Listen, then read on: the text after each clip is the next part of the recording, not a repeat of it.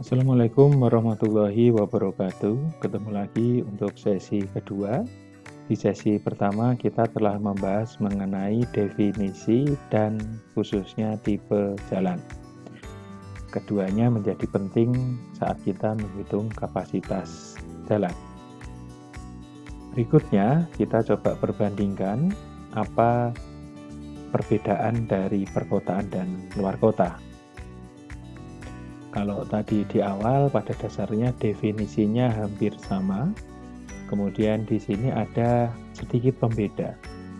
Kapasitas dasar sama, faktor penyesuaian lebar jalur definisinya sama, penyesuaian pemisah arah juga sama, hambatan samping juga sama. Cuman dalam perkotaan ada definisi tambahan yaitu mengenai ukuran kota. Faktor penyesuaian untuk kapasitas dasar akibat ukuran kota. Jadi di sini mungkin kalau kotanya makin padat, itu faktor penyesuaiannya makin tinggi karena kendaraan lebih rapat. Mungkin seperti itu. Nanti kita coba cek di NKCI. Nah, kita gunakan studi kasus untuk ruas jalan ini. Ruas jalan ini berada di kota Tarakan. Ruas jalan yang sama yang disurvei, yang datanya sudah disajikan pada pertemuan kelima, pertemuan sebelumnya. Kondisinya seperti ini. Kalau mendasari tipe jalan, maka ini masuk kategori 4/2D. 4 lajur, 1, 2, 3, 4, 2 arah, ini ke sana dan ini ke sini. D karena dibatasi, bahkan dikasih pagar pula, sehingga secara gangguan samping harusnya dia tidak terlalu tinggi. Namun di sini ada activity parkir, kemudian bahu jalan relatif atau trotoar relatif sempit di sini. Nah, gambarnya seperti ini. Kita mengulang lagi yang saya janjikan di sesi 1. Geometri jalan meliputi median, kemudian ruang perkerasan untuk jalan, bahu atau trotoar jalan, ini namanya badan jalan. Jika kaitannya dengan ruang manfaat, dia ditambah hingga pada perkerasan terakhir. Apakah ini berupa bahu atau berupa lahan parkir. Hingga nanti ruang milik jalan itu pada batas pagar. Nah, jalan tersebut tadi mediannya itu hanya 0,6 meter. Per lajurnya itu 3 meter. Sehingga dia pakainya ini perkerasan 6 meter. Kemudian bahu atau trotoarnya bervariasi. Ini saya pakai angka rata-rata di 2 meter. Nah, data ini yang nanti saya gunakan untuk menganalisis berapa kapasitas jalan di ruas jalan ini. Nah, ini rumus saat kita menghitung kapasitas antara perkotaan dan luar kota. Bedanya cuma satu, yaitu faktor penyesuaian ukuran kota. CO, kapasitas dasar, dikalikan faktor penyesuaian lebar jalur lalu lintas, dikalikan faktor penyesuaian pemisahan arah, dikalikan faktor penyesuaian hambatan samping. Luar kota cukup sampai di situ. Tapi untuk perkotaan harus ditambahkan faktor penyesuaian ukuran kota. Berapa angka faktor-faktor tersebut? Oke, kita lihat satu-satu. Pertama kita bicara mengenai kapasitas dasar. Kenapa tipe jalan tadi menjadi penting dan menjadi pembuka dalam presentasi sesi pertama? Karena kapasitas dasar dilihat dari masing-masing tipe jalan. Di sini 4 lajur terbagi atau jalan satu arah, kapasitas dasar per lajurnya 1650. Berapa lajur yang ada, teman-teman bisa kali. Kalau dia 4 lajur berarti kali 4. Kalau dia 2 lajur kali 2. Kalau dia jalan satu arah, seperti itu. Nah, kemudian 4 lajur tak terbagi, berarti di situ tidak ada median. Karena konfliknya besar, maka kapasitas dasarnya pun diturunkan di 150. Angka ini tidak muncul secara tiba-tiba, namun mendasari kajian yang kompleks mewakili kondisi seluruh Indonesia di kala itu. Ini diterbitkan di 1997 oleh tim waktu itu mengerjakannya di ITB di Bandung ya. Kemudian 2 lajur tak terbagi, berarti 2/2, ini total 2 arahnya itu 2.900. Jadi nggak perlu dikalikan lagi jumlah lajurnya, sudah ketemu nilai totalnya. Pastinya dia di bawah dari yang di atas. Nah, sedangkan kalau luar kota itu dia dibagi, kalau ini 4 lajur 2 arah, baik yang terbagi maupun tak terbagi. Kalau yang sebelah kiri dia tidak ada datar bukit gunung, di sini dia memperhatikan. Karena penjelasannya persis seperti yang di pertemuan sebelumnya. Ada karakter yang berbeda antara datar, bukit, dan gunung. Makin tinggi kelandaian, maka volume yang membebani jalan itu akan sedikit berkurang. Sehingga makin tinggi kelandaian, di sini makin turun. Tak terbagi berarti ada konflik, turun juga. Seperti itu teman-teman. Nah, untuk jalan luar kota, ini tadi 4/2, kalau yang ini 2/2. Kita bisa bandingkan 2/2-nya dia, gunung sama dengan 2/2-nya perkotaan. Ini kita bicaranya juga kaitannya kecepatan. Kecepatan luar kota itu lebih tinggi, sehingga kapasitas dasarnya pun lebih tinggi. Bicara kelandaian, di sini ada pengkonversinya lagi, menjadi lebih turun lagi dengan kelandaian. Seperti itu. Nah, setelah kita bisa menetapkan berapa tipenya, tadi adalah perkotaan, maka kapasitas dasarnya yang kita gunakan adalah terbagi di 1650. Langsung kita praktekkan saja.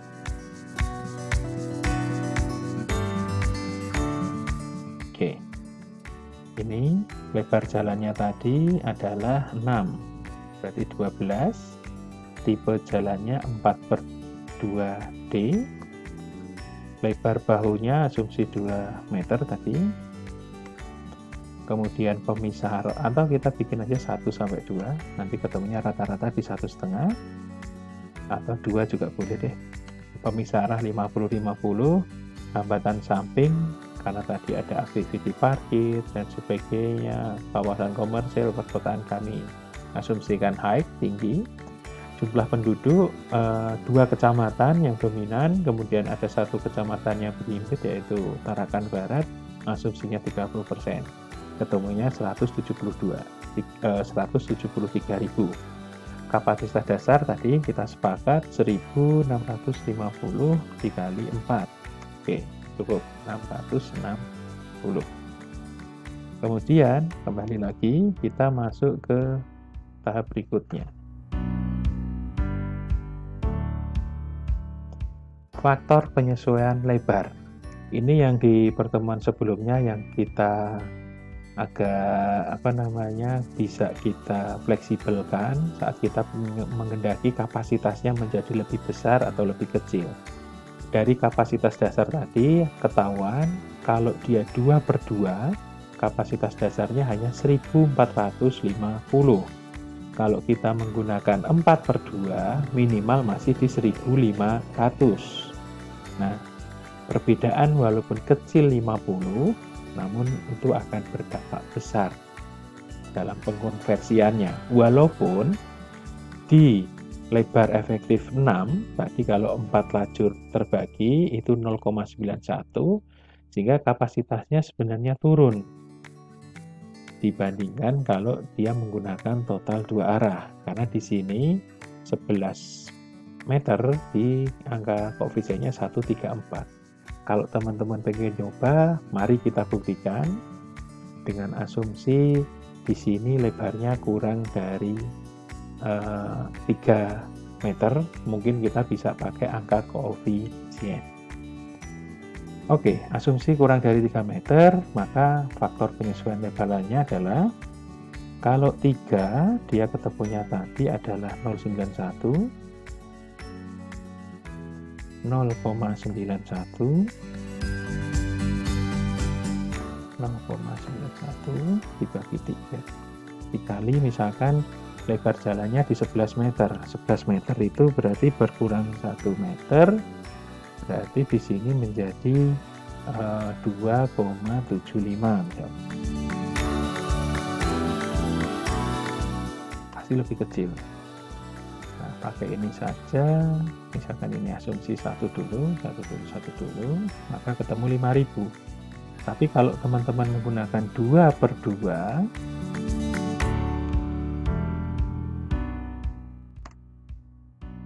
maka di sini ketemunya 2.900, faktornya 1,34.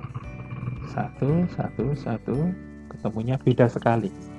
Inilah kenapa hambatan samping nantinya lebar efektif itu ada 2 pendekatan.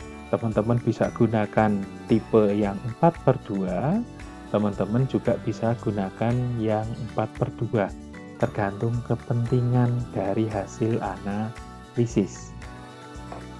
Dua-duanya tidak tahu yang benar yang mana, tapi itu bisa dilakukan khususnya pada ruas jalan yang karakteristiknya tidak terakomodir di MKJI. Seperti itu. Oke, kita lanjut dengan cara yang benar.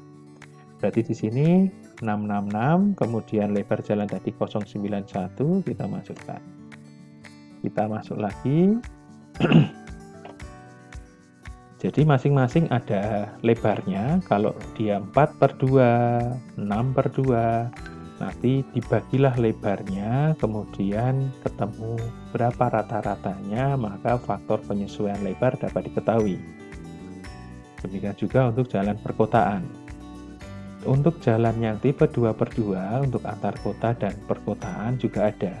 Di sini dapat dilihat angka koefisiennya untuk jalan 2/2 antar kota nilainya itu lebih tinggi, tetapi berbeda jika jalan itu 4/2 terbagi di perkotaan. Di awal dia lebih rendah karena lajurnya lebih kecil kalau luar kota, kalau dalam kota kecepatannya lebih rendah sehingga dia lebih tinggi. Nah, ini yang membedakan. Jadi nilainya lebih tinggi secara kerapatan di perkotaan dibanding perdesaan. Tapi makin luas, perkotaan makin tinggi, sedangkan perdesaan makin rendah. Seperti itu.